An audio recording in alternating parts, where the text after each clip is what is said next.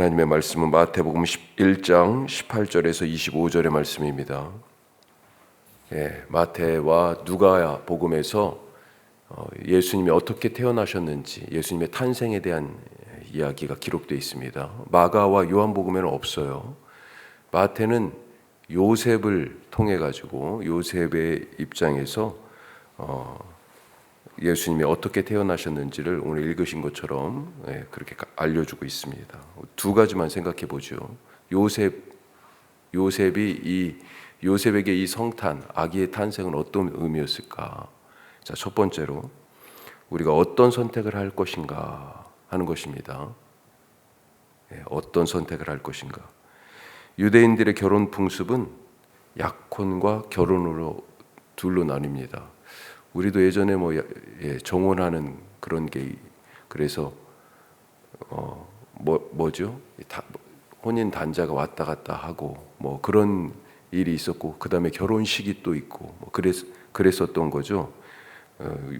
유대인들뿐만 아니라 우리도 그런 약혼의 풍습이 있었었는데, 그런데 요즘은 약혼식이 거의 없죠. 자, 약혼은 유대인들에게 어떤 거였냐면, 신랑이 신부 집에 가서 잔치를 하고, 잔치를 하면서 잔치 중에 포도주를 건네는 그런 그 과정이 있습니다. 그러면 신부가 그것을 받아서 마시면 신랑의 청혼을 받아들이는 것이 되고, 그래서 혼인이 기본적으로 성사가 되는 것이다. 함께 살지는 않지만, 약혼 이후에 신랑은 아버지 집으로 돌아갑니다. 그리고 약 1년 정도 신부와 함께 살 집을 준비하면서 신부를 데려올 그런 기간으로 삼는 거죠. 자, 그렇게 해가지고 1년쯤 지난 어느 시점에, 그 사이에 이제 신부는 이미 혼인이 된 상태예요. 같이 함께 살지는 않지만 순결을 지키면서 신랑을 기다리죠. 때가 되어서 이제 1년쯤 지나서 신랑이 신부를 데리러 신랑 친구들, 들러리들과 함께 옵니다. 자, 우리가 알다시피 유대인들의 하루는 해가 진 후에 시작되죠, 보통. 그래가지고 결혼식 잔치가 이제 시작되는데, 결혼식과 그 잔치가 시작되는데 저녁이에요, 저녁. 신랑이 친구들과 함께 오는데 나팔을 불면서, 뿔나팔을 보면서 옵니다. 자, 그때 신부와 신부 친구 들러리들은 어때요? 이렇게 오는 신랑 일행을 기름에 횃불을 켜가지고, 등불을 켜서 맞이하는 것입니다. 자, 그렇게 해가지고 신랑이 오면 이제 신부 집에 맞아들여서 결혼식을 하게 되고요. 결혼식 잔치를 일주일 정도, 7일 정도 하게 됩니다. 그렇게 끝나면 이제 신부를 데리고 자기 집에, 마련한 집에 가서 함께 살게 되는 거죠. 제가 지금 말씀드린 이 내용들이 복음서 안에 많이 들어가 있지 않습니까? 예를 들면 요한복음 14장에 예수님이 너희는 마음에 근심하지 말라, 하나님을 믿으니 또 나를 믿으라. 내 아버지 집에 거할 곳이 많도다. 내가 가서 너희를 위하여 처소를 예비하면 다시 오겠다. 이런 말씀을 하신단 말이죠. 이게 결혼식 풍습과 관계가 있는 거예요. 또 비유의 말씀에서 한밤중에 찾아온 그 다음에 기름과 등불을 준비하고 있는 열 처녀의 비유, 이런 얘기들이 이 결혼식 풍습과 다 관계되어 있는 말입니다. 자, 오늘 말씀 18절부터 읽었는데요. 18절을 보면, 예수 그리스도의 나심은 이러하니라. 그의 어머니 마리아가 요셉과 약혼하고 동거하기 전에, 이제 이해가 가시는 거죠. 성령으로 잉태된 것이 나타났더니. 자, 지금 요셉과 마리아는 그러니까 약혼한 상태입니다. 신랑 요셉은 어떻게 하고 있어요? 다시 이 신부를 지금 데려와야 되잖아요. 결혼식 잔치를 가서 해야 되잖아요.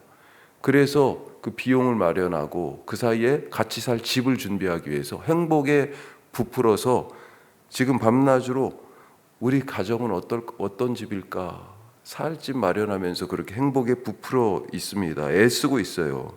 그런데 어떻게 알았는지, 하여튼 마리아가 아기를 가졌다 하는 뜻밖의 소식을 듣게 됐습니다.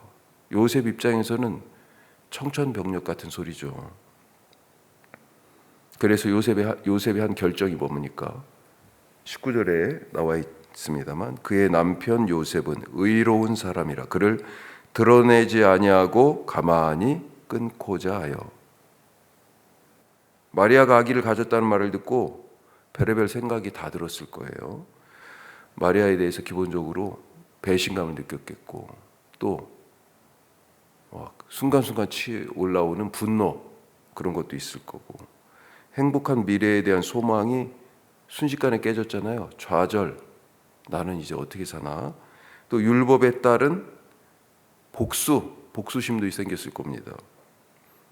자, 만약에 마리아의 부정에 대해서 율법에 호소하면 마리아는 돌에 맞아 죽을 수도 있습니다.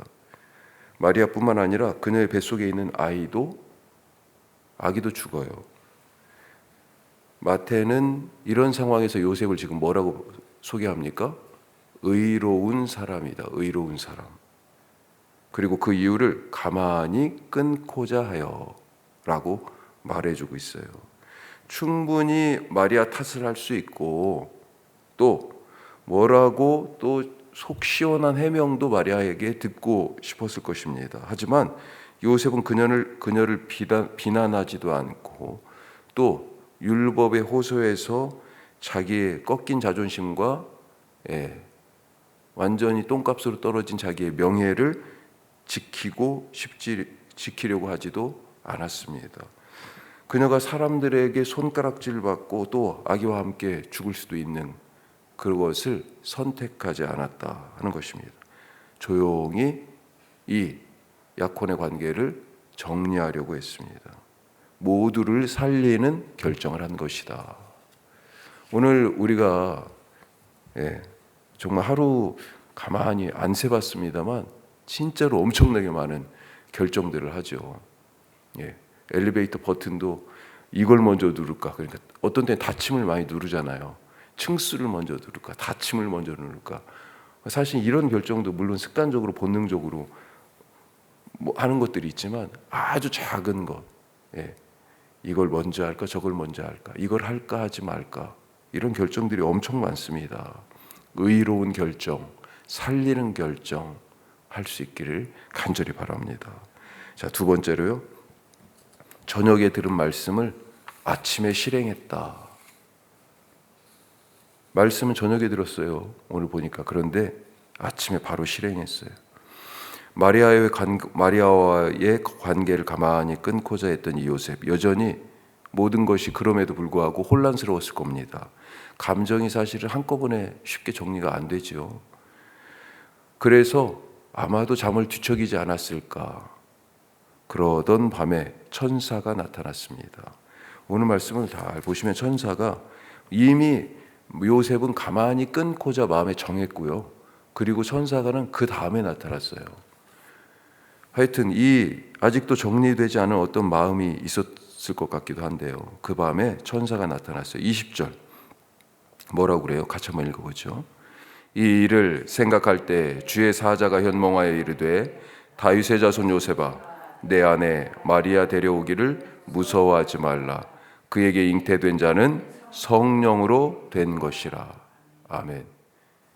18절에도 성령으로 잉태되었다 이미 말씀이 나옵니다만 그거는 계요를 설명하는 부분인 것 같고요. 성령으로 잉태되었다. 마리아가 가진 아기가 누구인지에 대한 진실은 이때 들었던 것 같아요. 천사는 계속해서 이 아기에 대해서 말합니다. 아기 이름을 얘기하죠. 예수다, 예수. 아기가 태어나면 예수라고 지어라. 또 이 아기는 그냥 아기가 아니고 하나님의 약속의 성취로 온 아기. 이사야 예언자의 말을 인용하면서 이 아이는 하나님이 우리와 함께 계시는 구원의 증거, 임마누엘이다. 이렇게 또 얘기합니다. 자, 잠에서 깬 요셉 어떻게 했습니까? 이미 마음에 다 정했잖아요. 조용히 가만히 아무도 모르게 내가 이 여인하고 결혼하기 싫어서 이 혼인을 깨는 것처럼 그렇게 하기로 마음을 이미 정했잖아요. 마음속에서 여러 가지 생각을 했을 것 같아요. 내가 아직도 마리아에게 미련이 남아있나 보다. 그래서 꿈에 나타난 거지. 개꿈이야. 그렇게 생각하지 않았던 것 같습니다. 잠에서 깬 요셉은 주의 사자의 분부대로 행하여 그의 아내를 데려왔습니다.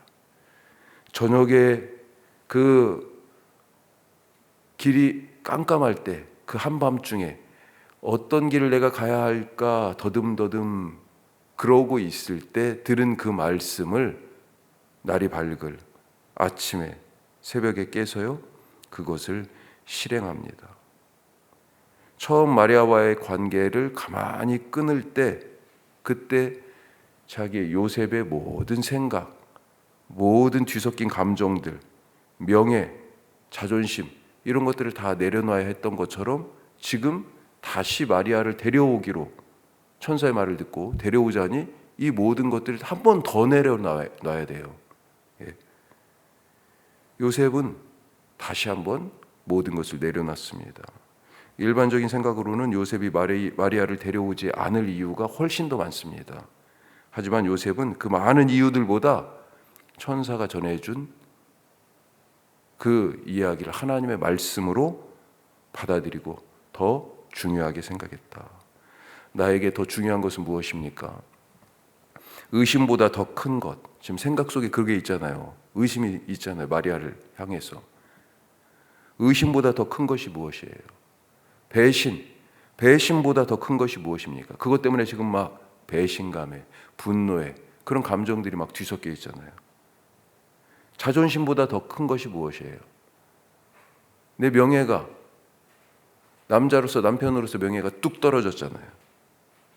이것들보다 더 큰 것 무엇입니까? 바로 말씀입니다. 말씀. 저녁에 들었지만 요셉은 아침에 바로 그 말씀을 실행했습니다.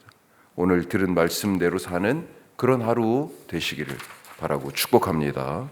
기도하겠습니다.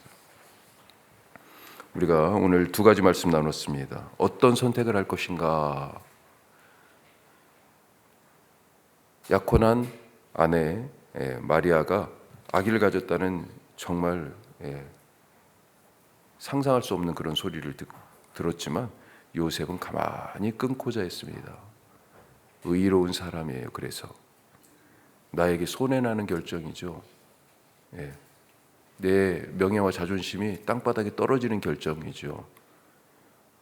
마음속에 분노가 치솟고 배신감이 있지만 그럼에도 불구하고 마리아도 살리고 아기도 살리는 그런 결정을 했어요. 우리가 오늘 살아가면서 다른 사람을 살리는 결정하게 하여 주옵소서. 그 결정 때문에 예수님이 이 땅에 오셨고 십자가를 지셨는데 주님, 우리도 그런 결정하게 하여 주옵소서. 기도하시고 또 저녁에 그 깜깜할 때 앞길을 알지 못할 때 들은 말씀을 아침에 요셉이 바로 실행했습니다. 주님, 무엇보다도 크신 그 하나님의 말씀을 의지하며 오늘도 살아가게 하여 주옵소서. 기도하시고요. 이제 성탄이 이틀 남았습니다. 이 땅에 정말 주의 오심이 모두가 경험되어서 지금 뭐 하나 제자리에 있는 게 없죠. 주님, 모든 것이 제자리를 찾아가는 그런 세상 되게 하여 주시옵소서. 우리 교회가 말씀 안에서 믿음 안에서 바로 잘 서게 하여 주옵소서. 기도하시고 우리 이용주 장로님 지금 항암 2차 마치시고 돌아오셨는데 잘 회복되게 하여 주옵소서. 우리 이현수 집사님 아버님 위해서도 기도하시기 바랍니다. 기도하겠습니다.